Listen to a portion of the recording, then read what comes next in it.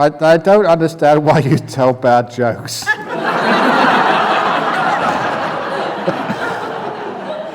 However, I've cited all of them so far.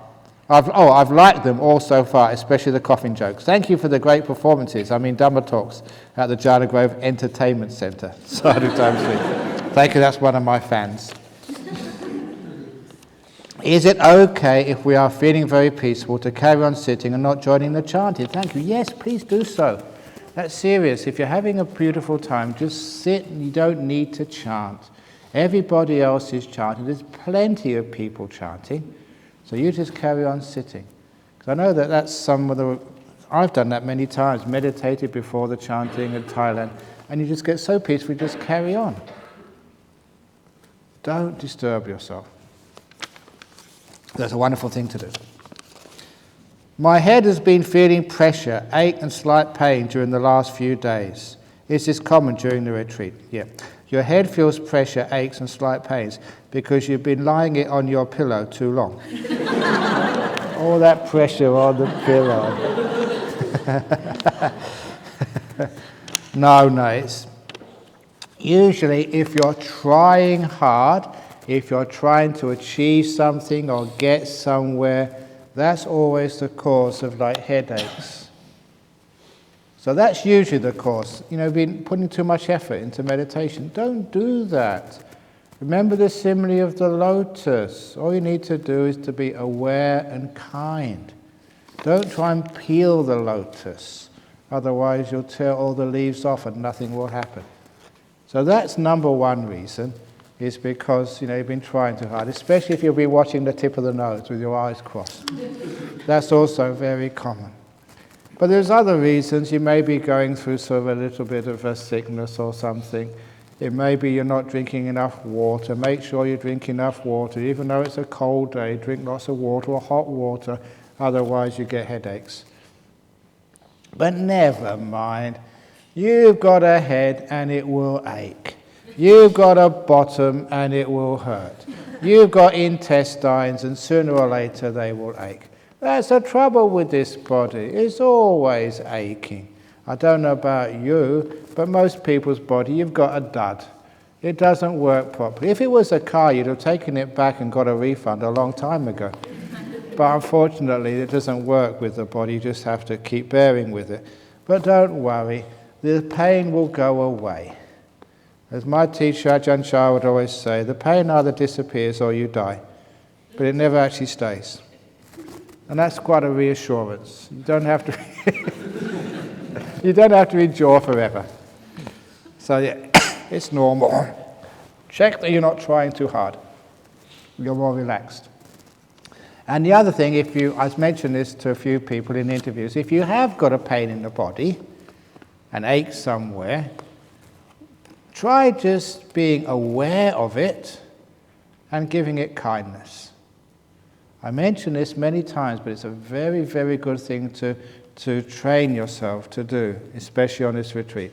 You've got an ache in the head, be aware of it, have mindfulness, and see if you can give it kindness. If it really is kindness, you will experience the ache getting less. And the mindfulness will give you that feedback. It gets less.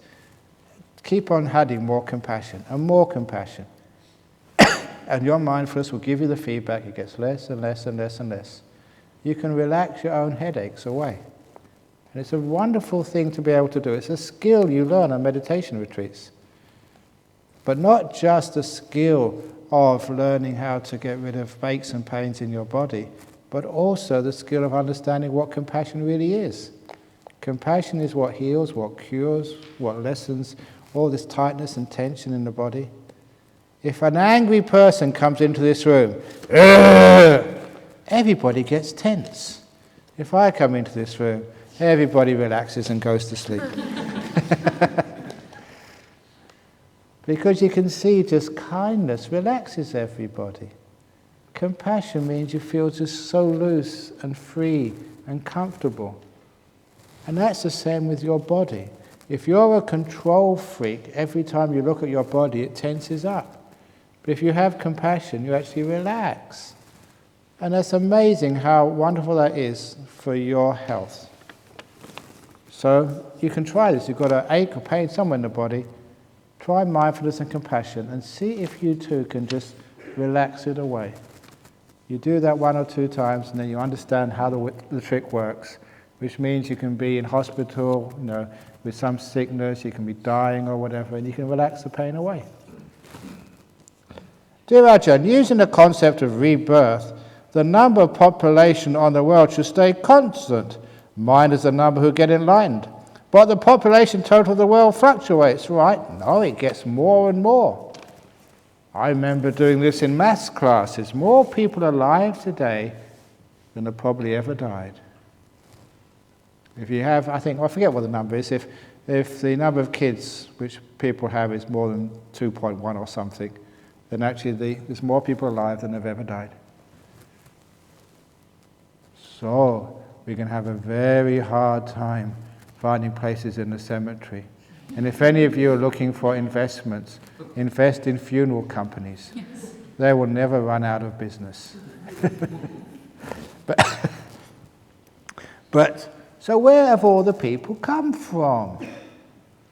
And you should know that the number of human beings has been increasing and the number of animals have been decreasing. The number of monkeys in the jungles have gone down so much because many of them are now being reborn as human beings. And when you realize that these people were monkeys in their past life, it does explain the behavior of many people. They've just come from the animal realm. So what do you expect? They go to the nightclubs and have fights like lions and tigers. They're stupid at school. They play around like little monkeys. So when you say your kid is a little monkey, it could actually be true. And so that's where many people have come from. They come from the animal realm. Especially, the hairy ones. So have a look around, the guys and the girls. The ones who are really excessively hairy, they probably... When I'm meditating, I sometimes feel a flow of gentle energy, like a wave flowing in my body. When that happens, my body naturally flows and sways within the energy. Is this right? Thank you, Ajahn. Yes, everything is right. So when you have gentle energies coming, just go with it. If the body wants to sway, fine. If it wants to turn around, fine. If it wants to sort of lift its hand up, fine. Just make sure there's no one in reach so you don't punch them or knock them over. If it feels like floating up in the air, fine, but make sure you know how to come down again. Otherwise, if you levitate not knowing how to land, it's like those pilots, who don't know how to do a proper landing. You sort of, you wreck your landing gear, which is your bottom. So that is, the gentle energy comes, that's fine. But be a bit careful, because if that gentle energy comes out, that's okay, but when real powerful energies come up, make sure by that time you've let your body disappear. Because what happens when you get to very deep meditation, such as like the nimittas, that powerful energy, you want to keep that energy in the mind. Because if it leaks into the body, it's powerful, but it's actually uncomfortable. It doesn't do you any harm, but it's just irritating. And I call that, I've told this to the monks, call it the leaky bucket syndrome. It's like you've got a bucket and the water is not really staying in the bucket, it's leaking out and creating a mess. So that energy really belongs in the mind. But if you've still got some body awareness, it goes into the body and does some irritating things. And you're losing a great opportunity. So see if you can learn how to let go of the body and the 5 senses as soon as you possibly can. Your body is perfectly safe. In fact, it gets better when you leave it alone. So don't worry, I can't feel my hands. I can't feel my bottom. I can't feel my head. I can't feel my breathing. You will always be breathing. Don't worry about that. I've been teaching meditation for I don't know how many years, and I've had not one casualty yet. Not one person has died of asphyxiation in my retreat, and you're not going to be the first. So when those things happen, just remember that and just let it go. And allow yourself, your attention just to be in the sixth sense, the mind. And forget about your body. It's one of the things you have to do to let go of your body. Sometimes we're so attached to our body, even though we know it's getting old and dying, we have to let it go one day. Learn how to let it go now. So you can just go into the realm of the mind, and you don't know what your body's up to. You have a wonderful time. You come back and your body's so fantastic. You don't have to do anything. So when the body does start to disappear, please let it go. Don't worry about it. Don't sort of keep thinking, what's happening with my hands? What's happening with my breath? Just let it go. And then you find the real energies, when they do come up, they stay in your mind. And they never go down to your body. So that's really good stuff. Thanks for your guidance, Ajahn. My mind has been more still and been able to enjoy the pacing of the breath during meditation and start losing bodily sensations. Very good, except sense of hearing and my breathing. However, I realize that as I get more relaxed, my mind tends to wander back into the past instead of focusing on the present moment. There are not bad unpleasant memories, just looking at the past from a third person point of view, understanding things more and why things happened the way they are. Is this a good sign that I'm being more mindful of the present? It's not a bad sign, but just in the end, just let the past go. You may actually look back in the past and learn something of it, but what you really learn by looking at the past is what a waste of time it is. So just let it all go and just be in the present moment. So what would happen there? When you're meditating, you're losing your bodily sensations except the sense of hearing and your breathing. Just stay with that. And if a thought of the past comes up, say, not now. And so don't give value to those thoughts. Again, I've been saying this in interviews, whatever you give value to, whatever you think is most important, the mind will incline towards. If you really believe that looking at those thoughts of the past, you're going to learn something and become wiser, then you will always be encouraging those thoughts. But if you understand, like I do, that it's more important to stay with the present moment and silence, if you value that more, you will find the thoughts won't be able to come in, because they're not important for you. And then what happens is that the bodily breathing starts to disappear. Sense of hearing can still be there, but it's like you're hearing things in a long way away. You can hear it, but it's just so far away that it doesn't disturb you at all. Just background, that's all. So you're getting there. What's really nice is what you're remembering is reasonable memories, not always dwelling on the bad memories of the past. That's a very good that you've got that far. Because most people, whenever they think of the past, they always think of the two bad bricks in the past.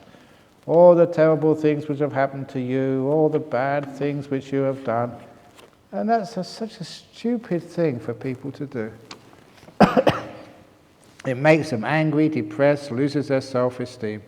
If you're going to look at the past at all, please always remember the good bricks.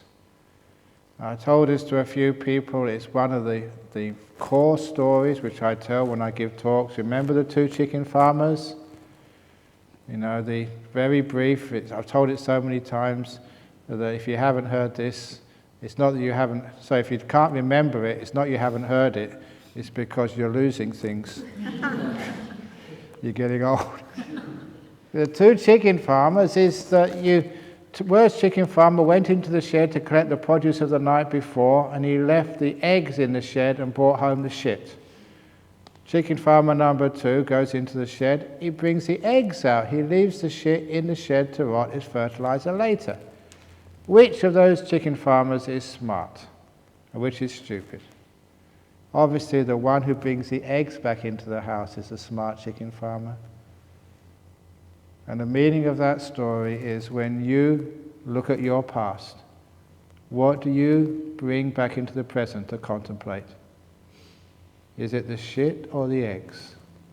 And too many people keep becoming what we call shit collectors, especially in a marriage or a partnership.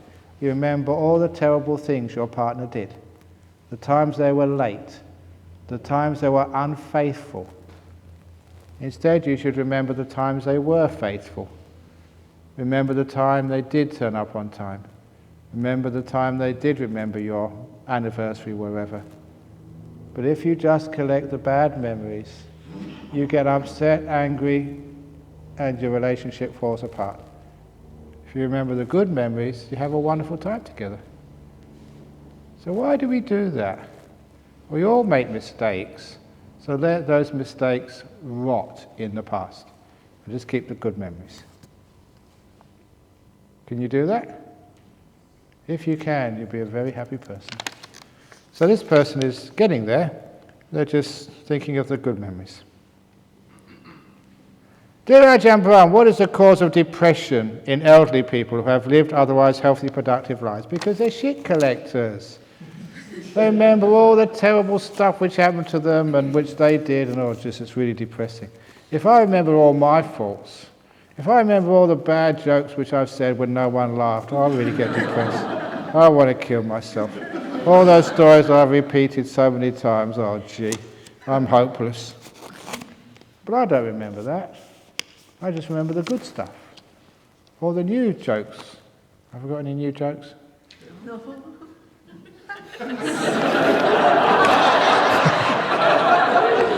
I'm not even going to remember that. I'm going to leave that shitty comment in the past to rot. Thank you so much. So I was thinking of a new joke. There must be one new joke. So when you, that's one of the reasons why people get depressed, because they keep focusing on the negative. So when you don't focus on the negative, but you just collect the happy memories of the past, it makes you a happy person. And it gives you meaning in life, it gives you energy, it motivates you. Which is another reason, if people can't remember the good things they've done, then you remind them. It's called praising. Tell your husband what a wonderful husband he is. A great person. You're so lucky to have managed to get him before some other girl could get him. You say that to him and he'll be so nice to you. And you do that to your wife or to your partner. Yeah, you're such a wonderful person. Oh, I'm just so lucky. I must have done some wonderful karma to meet a person like you and to stay with you. Oh, you're such a great person. Would you like someone to say that to you? You would, wouldn't you? So that's actually how it works. Praise gets you everywhere. Tell your boss what a wonderful boss they are at work. It works. People can't resist that. Tell your favourite monk what a great monk he is. And then I come to Singapore again. Tell him what amazingly profound jokes he tells. No, don't go too far. But praise is very good because when you praise someone, it builds them up and they don't tend to get so negative and so depressed. But we live in societies where everybody's finding fault with each other. And because of that, it's so easy for the weak ones to get depressed. You hear it so often, I'm not good enough, I'm terrible, I'm hopeless. And after a while you start to believe that, because that's what people tell you. Every time you do something good, people just take that for granted. Oh yeah, that's what you're supposed to do. I'm not going to praise you, that's what's expected. So they never praise you when you do something good. But they're always out there to criticize you when you do something bad. And that's one of the reasons why people get depressed. There's not enough praise in this world. Too much criticism. One person I know seems to have everything. Money, a big close-knit family, religion, friends, involvement as a mother and grandmother, and yet developed depression all of a sudden. I said they've got everything, they've got too much money. Remember what I said? If you've got above a certain amount of money, it's not good for your happiness. So, you know what to do.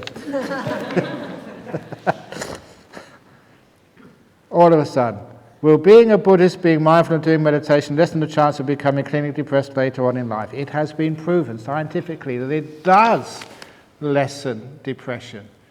There was a study done by the British National Health Service, the 3 therapies to treat depression.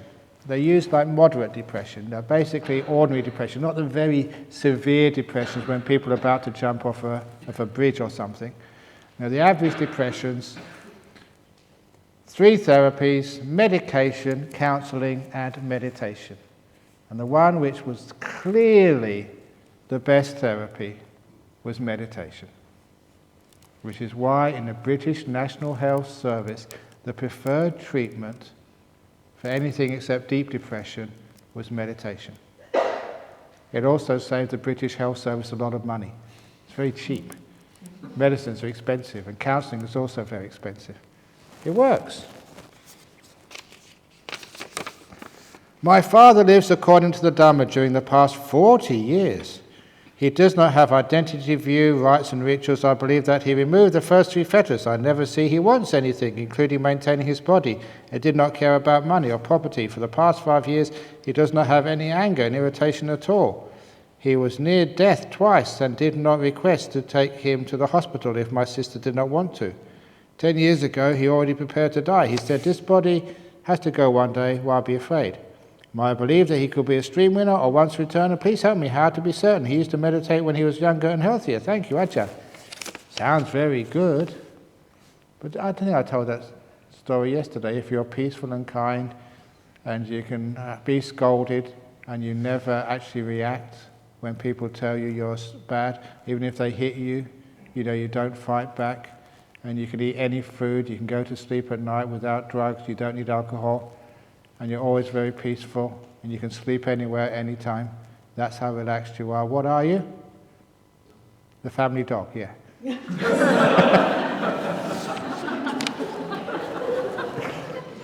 I think I told that in another while. Have you heard that before? A new joke.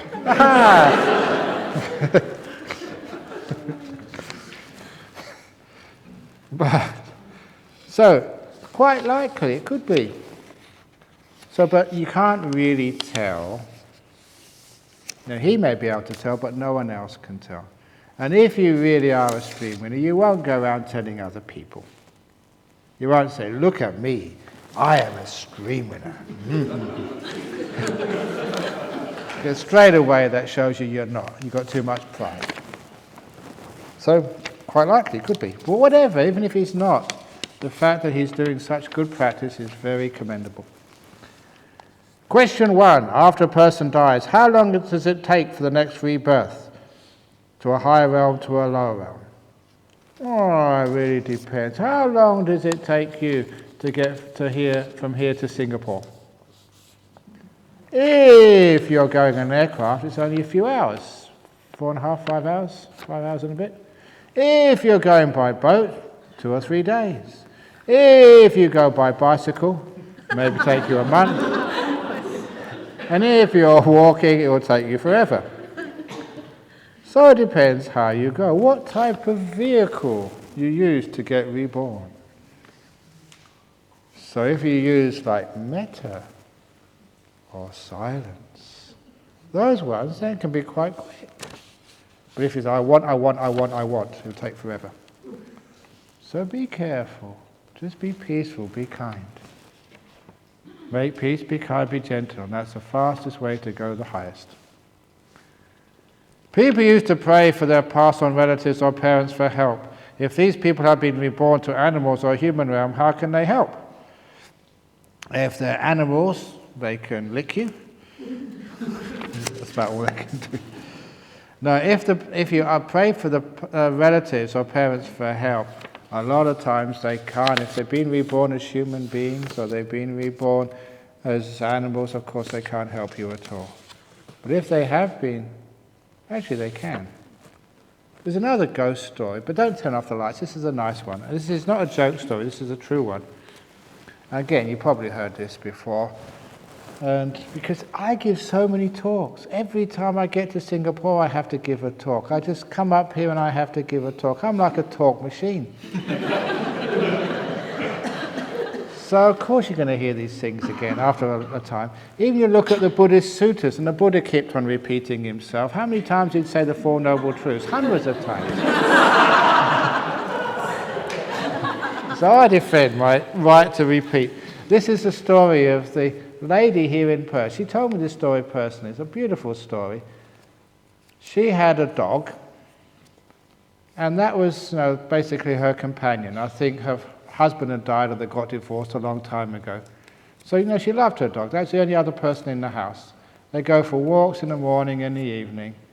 And you know that sometimes your animals are just like human beings, and you love them to bits, and when they die, you really sort of get devastated.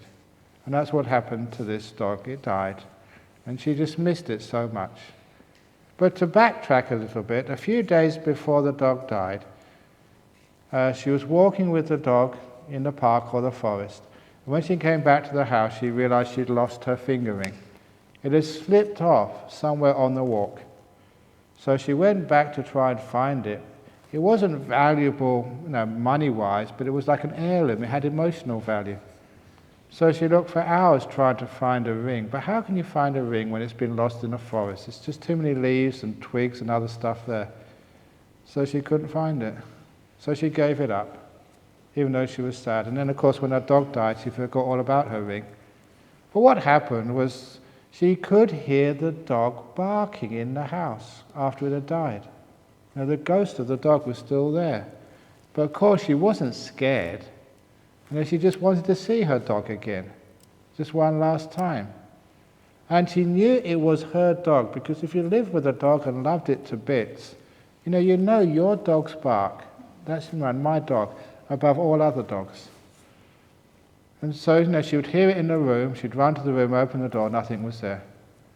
But one day, just maybe 4 or 5 days after the dog had died, she was at the front door of her house, and she heard the dog barking on the other side, just maybe a few inches away. So she quickly opened the door, thinking, I'm going to see my dog now. But of course, she couldn't see anything there. There was no dog there. But then she looked on the welcome mat, and right in the middle was her finger ring. And she'd been in and out of that house for days since losing the ring. And it suddenly appeared. Her dog had found her ring for her. And that's the last time she heard the bark of her dog. Isn't that a nice story? Now those are real ghost stories. They're very beautiful and nice, always very pleasant, always have a wonderful happy ending. But the ones where we turn the lights on, off, those are usually jokes, and just to scare you because it's Halloween. So sometimes even dogs can actually help you.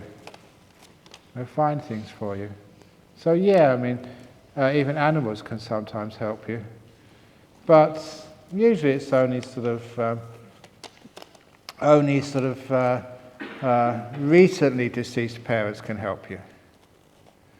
Now, I won't tell that joke again about the tsunami ghost and the lady who won the lottery as a result of it.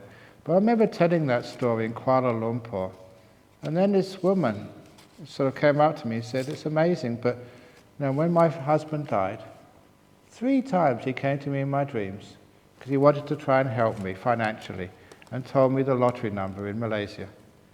And 3 times it actually came up, it was the right number, but she refused to gamble, so she never bought that number.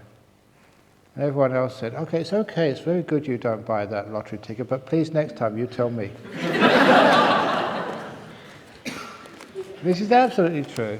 Sometimes those recently deceased relations can help you. Or there's, I don't mind telling you this, but that some of you come on our BSWA retreats. The cook on that retreat is usually Bianca. You've met her before, many of you. And her husband, who died a few years ago, he told me this story, how they got started in life. Because, they were just working class. They didn't have any business or much education because their families were very poor. And so he was a builder, and he said that one day he was renovating a house, an old house here in Perth. And those old houses were built on stumps, maybe about this much above the ground, so it was actually underneath. And as he was walking past the house, he heard someone speak from underneath the house, "Put your hand in here."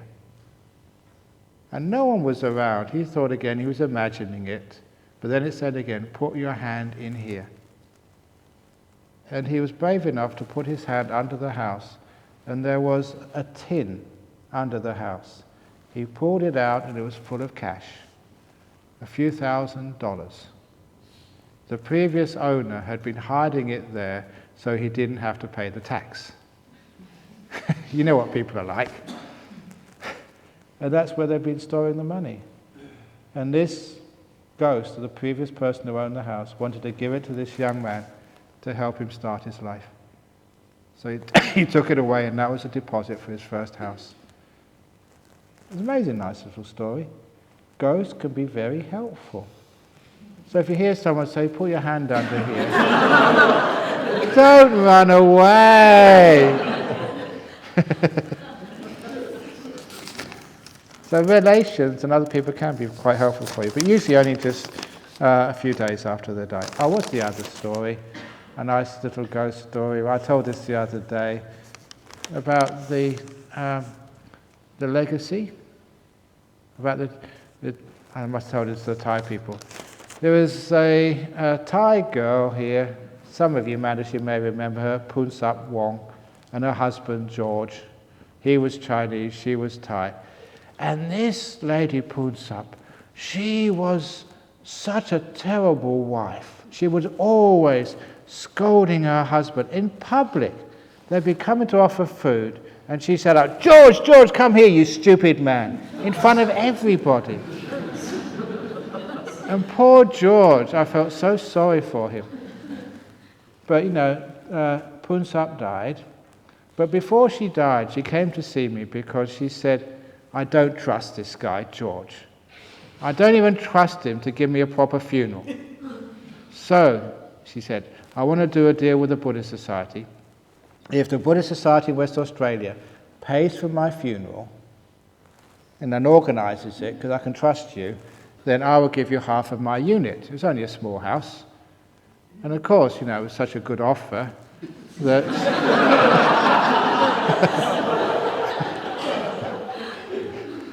So I gave it to the committee and they said, "Yeah, accept." And so later when she died, we paid for a funeral. And then we're waiting for the other part, the legacy. But we're Buddhists. We don't go and harass somebody and say, "Come on, cough up." He just lost his wife. And interestingly, even though this woman gave him such a hard time, was always shouting at him, ordering him around, I asked him, I said, "Are you glad that she's dead?" And I said, "No, I miss her so much." It's interesting, even though that you get scolded, you get used to it and attached to it, and you really miss it. So I often say that if ever you have to go overseas and you leave your wife at home, and even though she nags you, it's amazing, you miss her when you have to go away for a month. So I tell you, to stop that problem, get your wife to record nag. I call it like a nagging recording. And so when you miss your wife, you may be overseas in the United States, you can turn it on and hear it nag. Have you brushed your teeth? Nag. And so you don't get so homesick. No, but anyway, so we didn't press the matter. We did ask after about a month, "Have you seen the legacy?" And he said, "I can't find it." I said, "Okay, never mind. We're sort of Buddhists. We let go." But he came to the monastery over the road early one morning. He had to see me. So what happened? "Here's the legacy. Here's the will." I said, "Have you found it?" He said, Yeah. "Please, take it quick." So what happened? He said, "I woke up about 1, 2 o'clock in the morning. I heard someone shouting, 'George, get that will. You know where that will is. Get it to the monks.'" It was Punsap. She'd have been dead about sort of a month and a bit, and he was terrified. He couldn't give me that will quick enough. That's a true story. I remember that poor old Punsap, poor old George. I felt really sorry for him. He was terrified. He was bad enough having a wife scold him when she was alive, have a ghost sculpture was much worse. So sometimes your relations do stick around for a while just to make sure everything's okay. I am able to stop thinking and chattering during meditation. Excellent. Why, I see pictures behind the breath. Are these pictures thought? No. That's the start of nimittas. They are pictures of everything, everyday things like animals, plants, sceneries, and sometimes meaningless graphics. Are we to stop seeing them too? And how we do that? Concentrating on the breath cannot stop them. They are like backdrops happening along with the breath. Yes, sounds very good. That is the start of nimittas. So just let them be there. They're complex nimittas, like scenes and people or whatever. They're not real, it's just the way the mind is perceiving these things. Let them be. Hopefully as you calm down, they become more simple. Or there's another trick which I developed. If you see like things like scenery, like trees or gardens or houses, there'll always be one part of that scene which is more beautiful than anything else. It's like you see a tree and there's like a dewdrop on the end of one leaf which sparkles. Or it may be like a river. You know, like river, there's the light from the sun always reflects on some of the surface and twinkles. And allow the mind to go to that sparkle, to that twinkle, and that will come up to this huge, big nimitta. So incline the mind towards the most beautiful, sparkly bits of that big seed. And that's actually, you're just looking at Amy. This part of your glass is just twinkling because it's reflecting the lights. So if I saw you as a nimitta, I would just go straight to that twinkle, and a just beautiful light will come up. So that's actually how you deal with those pictures. They're okay, fine, wonderful. Just let them be. Dear Ajahn Brahm, I had the sensation of body expansion as I breathe in. I thought you said as I'm eating. Eating in, body expand. No, I just had the sensation of body expansion as I breathe in. It's feeling bigger. Then there's heaviness on my chest, but also feeling light like a balloon. Can you please comment about this? That's part of the course. That will happen. What is happening is your mind is getting peaceful and you're letting go. And your ability to perceive is becoming free of all its limitations. Your body doesn't expand, it just feels that way. Or sometimes it feels like it's exploding or rising into the air. These are very common perceptions. You're not or turning around or shaking. You are perfectly still. You're not floating up in the air. Your body's not expanding at all, but that's just how it feels. Because the way our perception works, it's so rigidly defined by our conditioning, and now it feels like free. You can see some really weird stuff. If that happens, enjoy it. Weird is good. And it usually plays around like that for a few minutes, and then it settles down, and then we see some beautiful nimittas come next.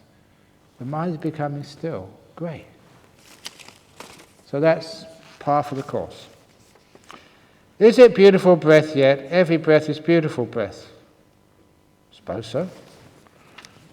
If it's delightful breath, you can't keep your attention away from it. You can't take it away. It's just, it grabs you.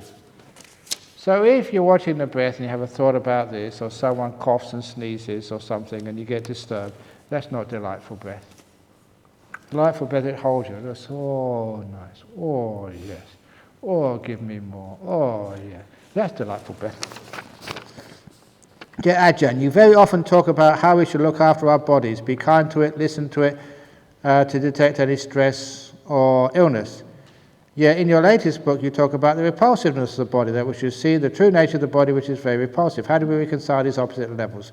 It's not repulsive, it's not beautiful, it's just a body, that's all. That little thing about the repulsiveness of the body, that is just to balance people who are too attracted to bodies. To balance it. For example, when a person ordains as a novice monk, we have to try and teach them a way so they don't get eaten up by the tiger girls in the forest. They don't get... I just remember this poor young monk, and he used to be called Jake. And we had our Katina ceremony one year, and because there were so many cars outside, parked, some visitors came in. And these girls, they were dressed up as if they were going to a nightclub. They'd probably just come out of a nightclub Saturday night. And they were just coming in just to see what was going on. You know, these two hot chicks. They didn't come to me, because I'm an old monk. They just were gravitated to this poor young person who'd just become a monk, who was still very young, and started talking about it. They were sort of quite honest. They just wanted to say, what's going on here? What's happening? And this poor young monk, he disappeared. He said, I just had to go lie down for 2 hours. Because he was just so sort of, shocked by that. Because he lived a quiet life for a while. And the first time to see really beautiful girls dressed up, makeup and scent and everything, just really shook him, poor guy. So when you're a young, you guys can understand that, you girls can understand that. There's one girl, Judy, who, Judy Rushforth Burr. She told me she went to Dharamsala, in India to see the Dalai Lama. And she was staying there for a couple of days, so she came to the early morning meditation. And she sat down, and the person sitting down next to her was Richard Gere. Her meditation was really all over the place. She couldn't watch her breath. So it's the same with girls as well. If you're sitting next to Richard Gere or some Justin Bieber or whoever it is, could you be still? So, we tell the young monks the 5 recollections: hair of the head, hair of the body, nails, teeth and skin. And that's from the time of the Buddha. And the reason we do that is because when you see a human being, that's what you see. You see, the hair of the head and the body, the nails, teeth, skin, that's what's exposed. And then you reflect upon that, from science. The hair of the head and the hair of the body is all dead matter, because the roots are under the skin. You can't see the alive part. And it's the same with nails and even teeth. The live part of the nails is hidden under the skin. The live part of the tooth, any dentist would know, is the root, which is hidden. You can't see that. And even the skin, the outside of the skin is the dead stuff. The dermis is underneath. So you're supposed to reflect when you see Richard Gere sitting next to you. What are you seeing? Dead hair, dead beard, dead nails, dead teeth, and dead skin. Who would want to kiss that? Yuck! So what it does, it just takes away the looking at a human being like a sex object, like something which is attractive. And isn't it wonderful? You come on a retreat, 8 precepts, you don't have to dress up. Oh, isn't that nice at last? You can just be you. You don't have to worry about your hair or your bad breath or your daggy clothes.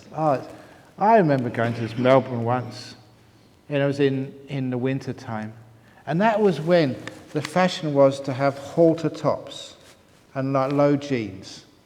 So where your skirt or your jeans stopped was just below your navel, and actually where your top part was just below your breast. So it had this huge area of skin was exposed to the cold Melbourne weather. You see, these girls were blue.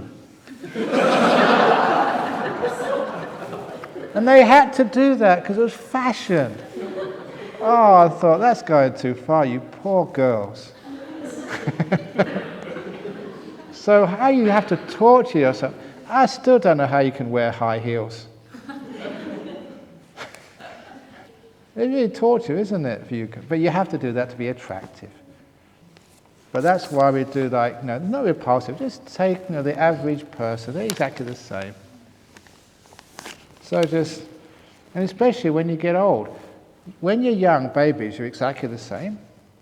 And then when you get to puberty, that's where we split apart. Our shapes, hairs, everything changes. Because that's where we attract each other. And when you get old, you come together again.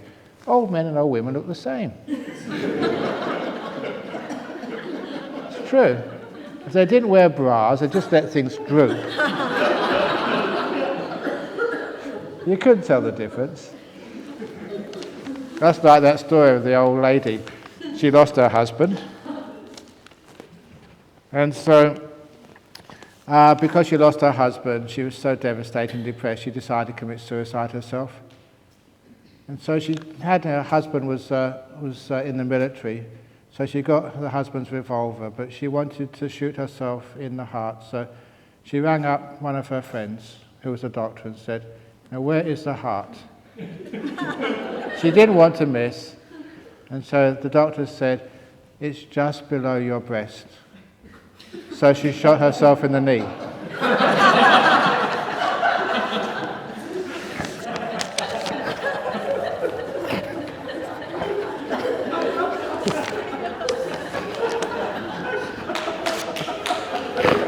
Okay.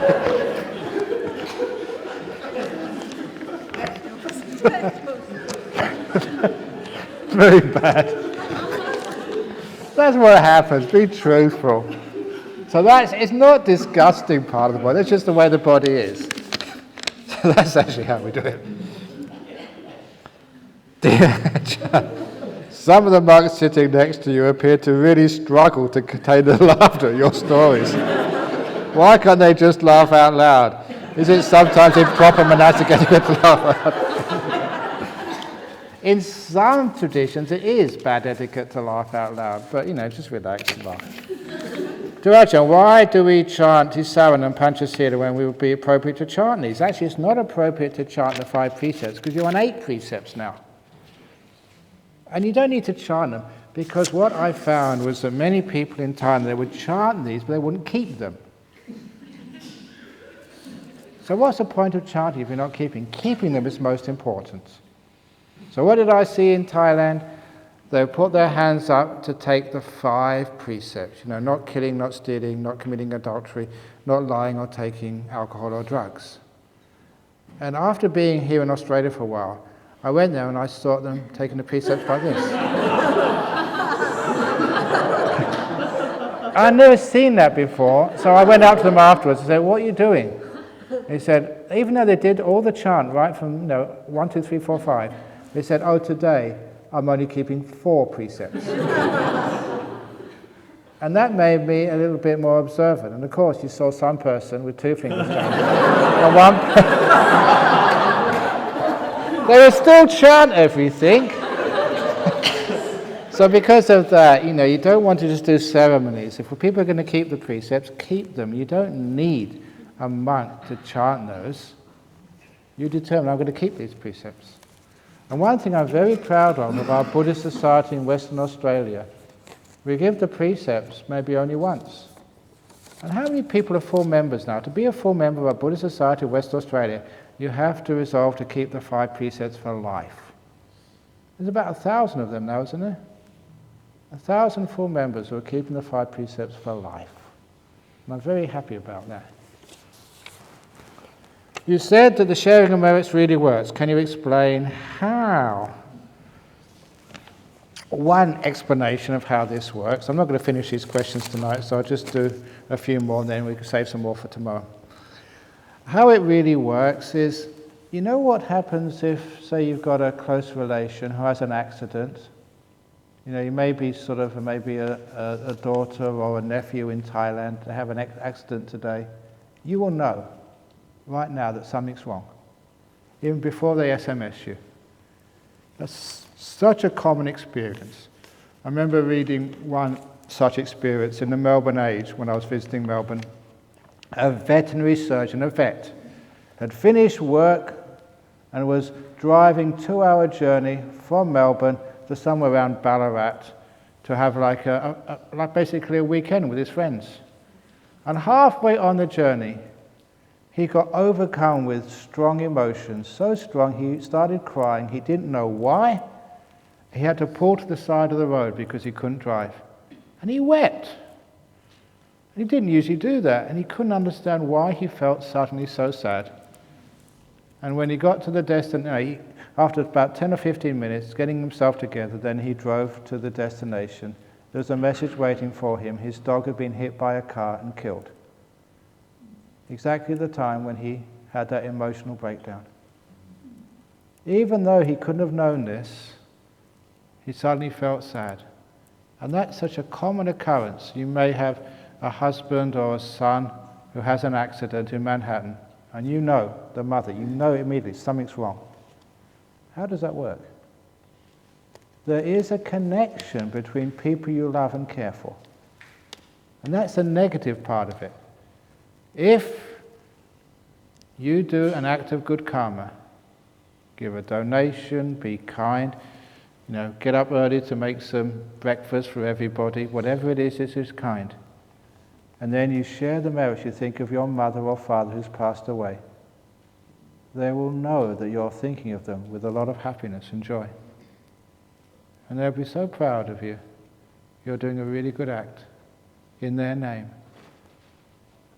And that happiness which they feel, the merits have been transferred.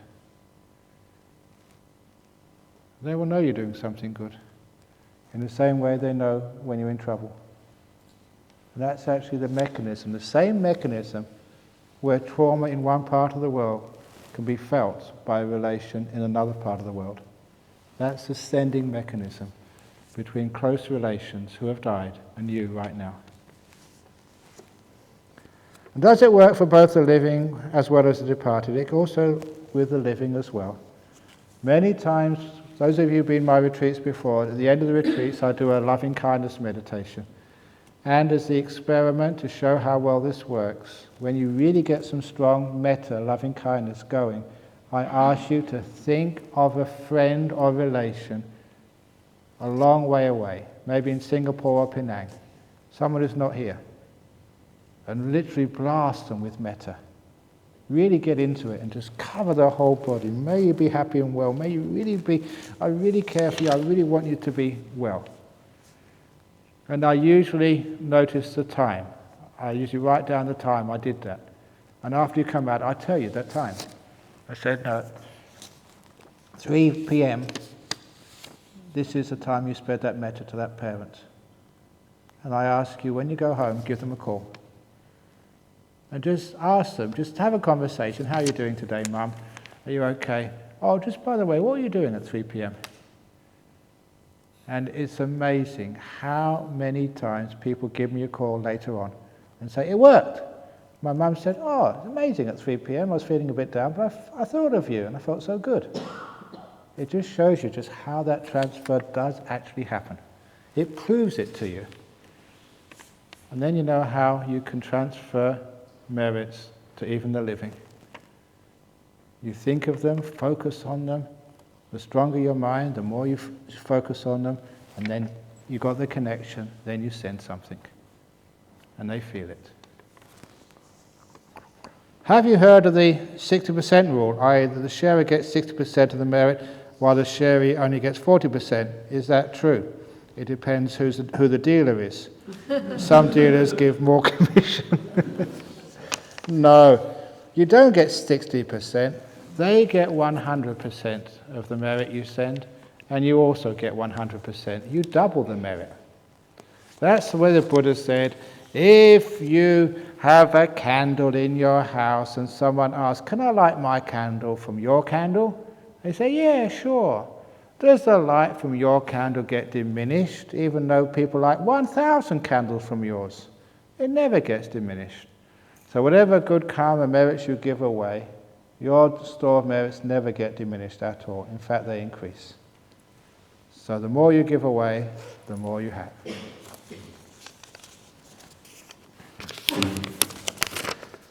How to maintain mindfulness, peace and kindness throughout the day. Oh, I've been teaching you that the last 5 or 6 days. Oh, that's depressing. I'm going to go and kill myself. Dear Ajahn, I was doing an indulging meditation just now. Want to listen to the music of wind.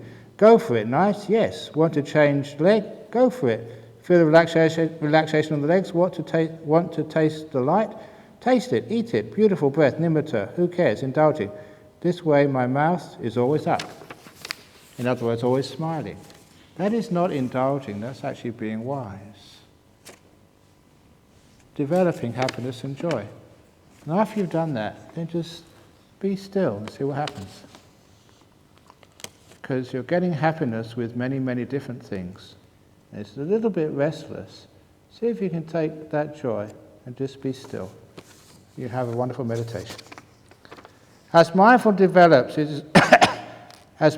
develops, is it common to find stillness in everyday activities and objects? For example, stillness in the forest, even stillness in walking, stillness in the wind, etc. Yes, of course it is.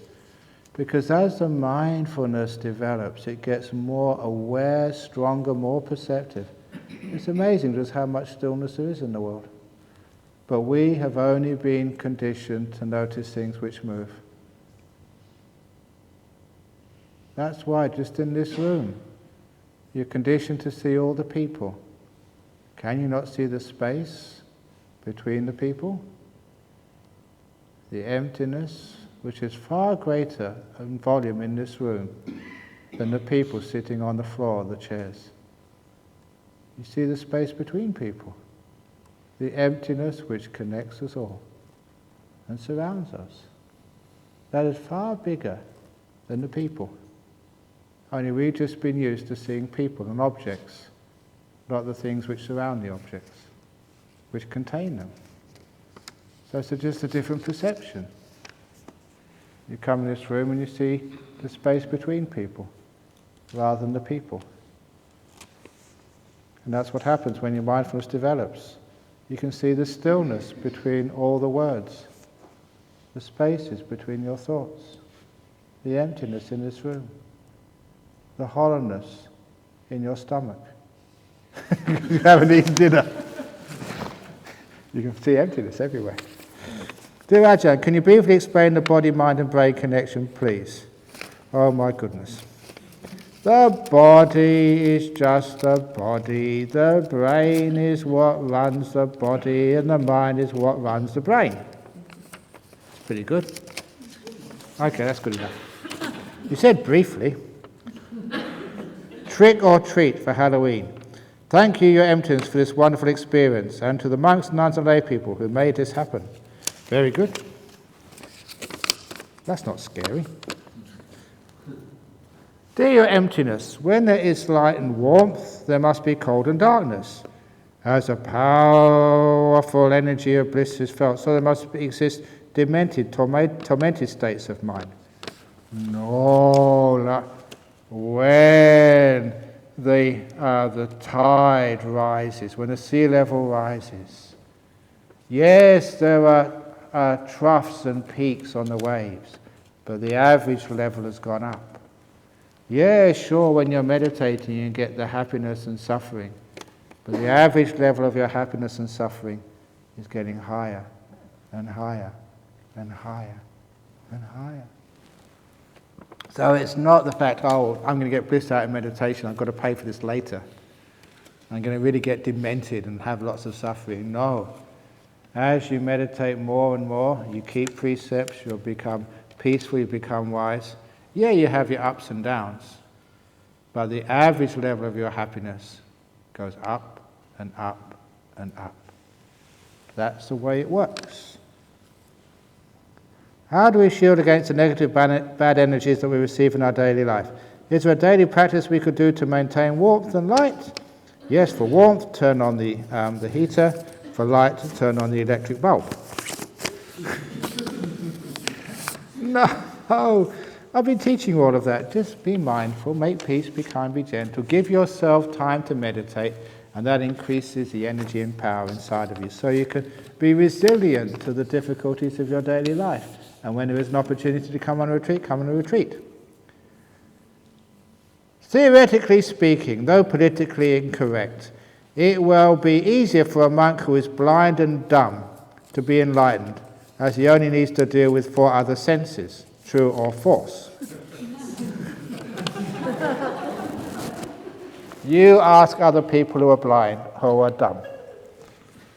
Actually, if they're dumb, they won't be able to answer you, would they? Or blind. No, sometimes if you're blind and dumb, you just haven't got the incentive. Sometimes suffering is an incentive to do something about the problem. Because a blind and dumb person, often they're in prison, but they don't realize it. But when you have all your senses, you realize, my goodness, I'm in a prison of my defilements, of my craving. And it gives you the opportunity to do something about it. So, You have the senses, use them, make sense of them. One time I was meditating at home, it became quite peaceful, seeing lights. Then the telephone rang and I felt anger shoot up in my mind. I was so mad at the caller. Why did you answer the phone for? Let it ring. Who is in control, you or the telephone? For me, sometimes I don't answer the phone. And I say, well, the person ringing hasn't got enough good karma for me to answer. It's therefore not mine. If their karma was right, then they would get through to me. Not my fault. So that way I can just put all the blame on me not answering the phone and being lazy to them. That's the whole thing about being a manager, being a boss, learning how to pass the buck to somebody else. And that way you don't feel guilty about not answering the phone. You know what happens? You think, oh, this is something important. This might be just the business deal I've been waiting for. This might be my relation I've been waiting to talk to. It never is. It's just somebody trying to sell you something. So please, no need to answer the phone all the time. Just let it ring. So when the phone rang, I felt anger shoot up in my mind. I was so mad at the caller. If meditation is letting go, I was not meditating properly. Exactly. How is such anger possible if the mind has been so peaceful? It hasn't been so peaceful. You've been trying too hard and wanting something. You're wanting more peace. So you're not willing to let it go. And also you're just crazy and just being a prisoner of the phone. Instead of just letting the phone ring. Over the years in Dharma classes, circles, I have also come across a number of people who describe experiencing deep meditation. But they can be quite unkind and not gentle in their interactions with people in daily life. How is this possible? What is going on? It means they haven't been getting into peaceful states. And the states they have been getting into are just through controlling. They control their mind and they get to a certain state of peace, but they don't get very peaceful, and then they control afterwards. They get angry because they're not being mindful. They're being angry because they can't watch the breath. They're just on their own backs all the time, controlling. And they say, I have to meditate now. You be quiet. Please, nobody make a noise when they come into this room. They're control freaks. You can tell control freaks. They control their meditation. They control afterwards. They sit perfectly still. You never see control freaks nod, or fall asleep, or snore, because they're afraid of that in case people might see them. I know there was one monk in Thailand in my first year there, and he was nodding when he started meditating, and somebody came up and took a picture of him. Wow, that monk was so mad. He came up and grabbed that camera and exposed the film. That's what a control freak is. Me, you take the picture, and I'll smile. What's wrong? So, a lot of times the angry people are control freaks, and they don't really get into deep meditation at all. They get to a certain stage, they can concentrate, and they can sit perfectly still, just like the guards at Buckingham Palace can stand perfectly still, but they haven't got jhanas.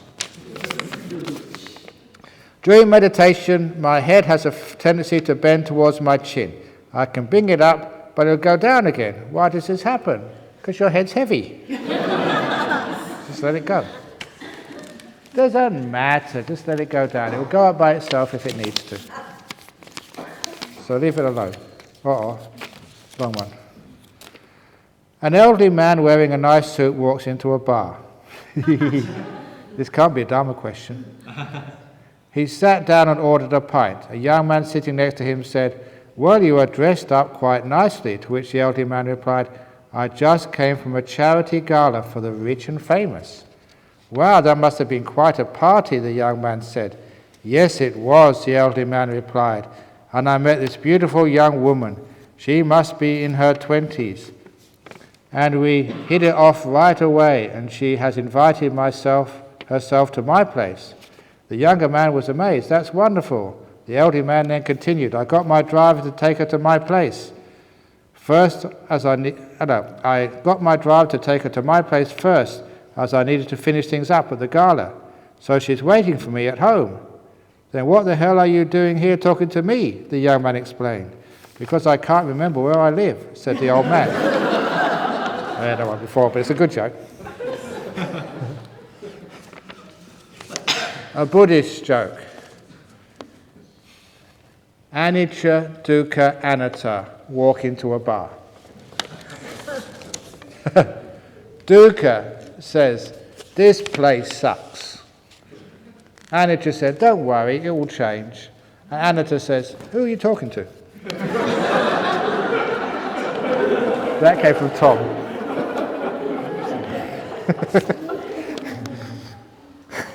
Well, it's sort of a Buddhist joke.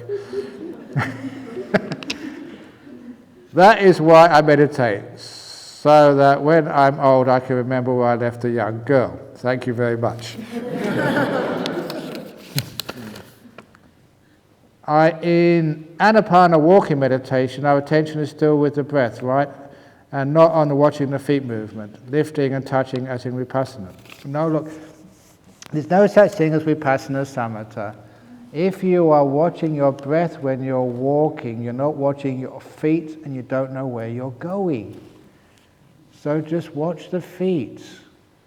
And if you try and watch both, your mind is fractured into two objects.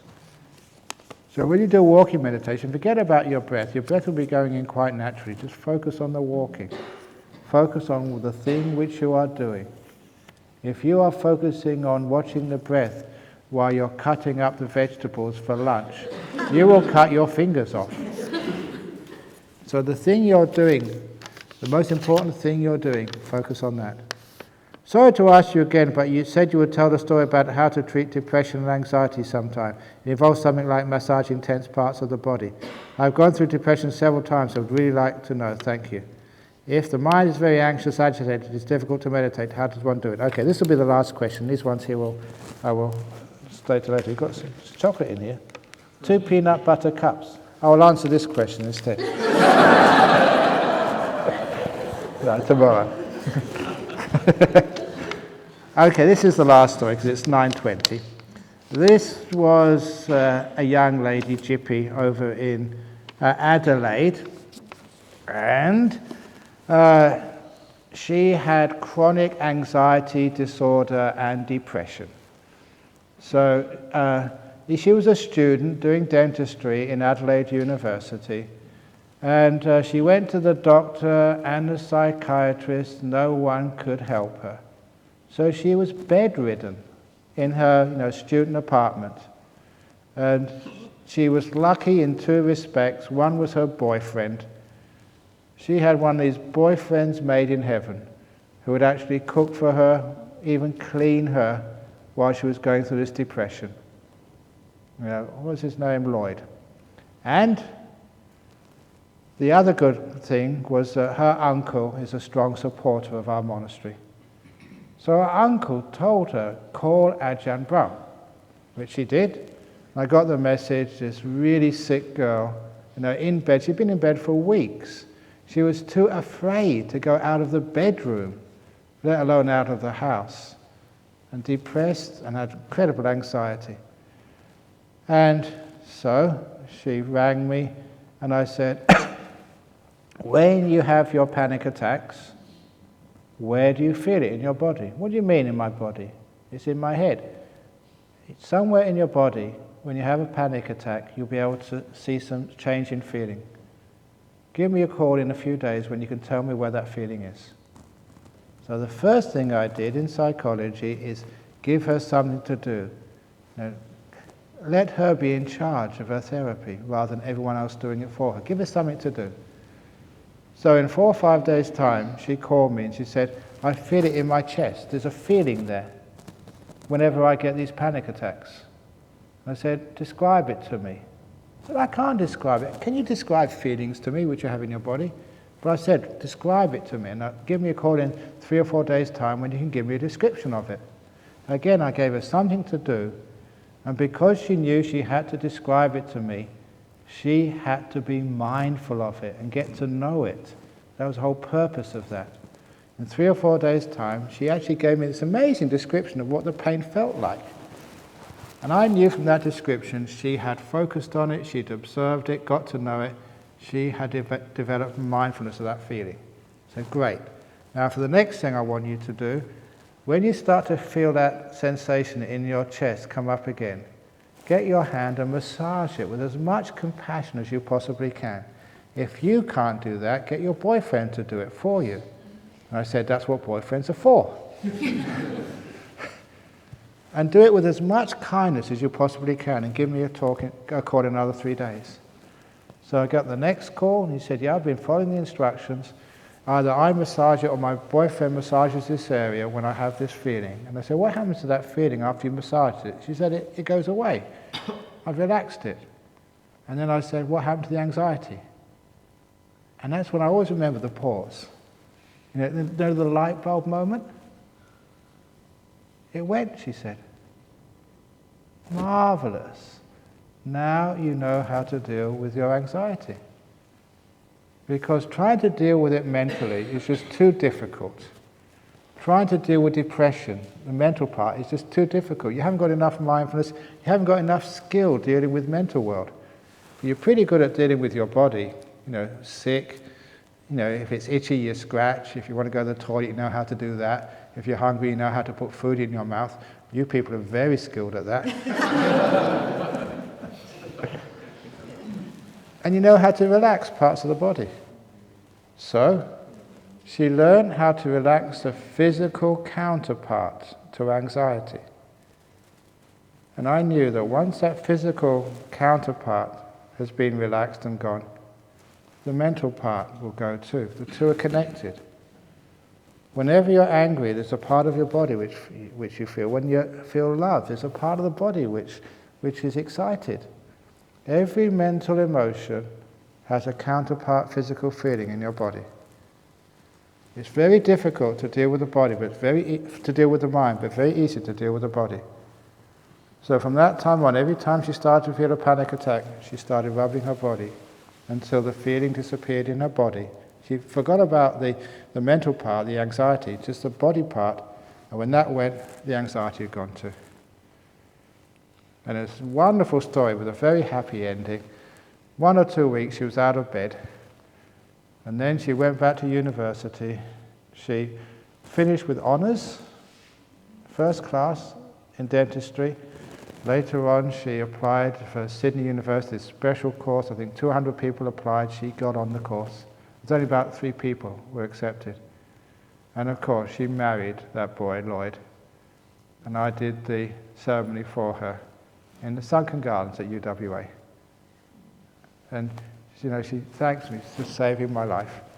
And she also at that time, to show how much she respected me, for actually to getting her out of bed with chronic depression back into life, and a very happy girl, she nominated me for Australian of the Year. I never got it. It's usually given to some cricketer or some pop star or something. But I was very touched that that's how much she sort of respected saving her life. And of course, doing the marriage for them, this beautiful girl and this young guy, and of course, I'm their monk, and she doesn't have depression anymore, or doesn't have anxiety. And that can happen to you. You're going for an interview and you feel just butterflies in the stomach. Rub your stomach, massage it, and you find the anxiety or the fear. Once that has been relaxed, the fear has gone too. It's understanding whatever's in the mind is registered in the body somewhere. Dealing with it in the body, you actually get the mind together as well. So, as you're walking back to this is the last question, if you're walking back to your cottage tonight, and it's dark because it's Halloween, if you start to feel afraid, find out the part of the body which starts to manifest that fear, and start rubbing it. Or else just run fast. Okay, so that's actually how to deal, and it's a beautiful method of how to deal with some of the problems which you feel in the mind.